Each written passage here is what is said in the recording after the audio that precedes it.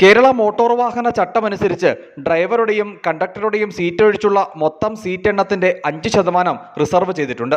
ഭിന്നശേഷിക്കാർക്കുള്ള seat reservation ഉറപ്പാക്കാനുള്ള നടപടികൾ കൈക്കൊള്ളണമെന്ന ഭിന്നശേഷിക്കാരായ യാത്രക്കാരിൽ നിന്നുള്ള അഭ്യർത്ഥനയെ തുടർന്നാണ് ഇടുക്കി RTO PM ബഷീറിന്റെ നിർദ്ദേശത്തെ തുടർന്ന് മോട്ടോർ വാഹന വകുപ്പ് ക്യാമ്പയിനുമായി രംഗത്ത് വന്നത്.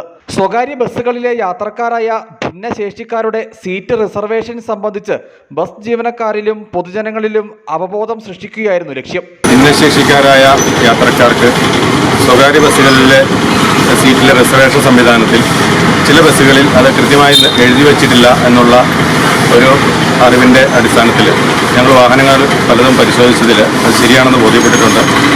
അപ്പോൾ നിയമം അനുസരിച്ച്, കേരള റൂൾ അനുസരിച്ച്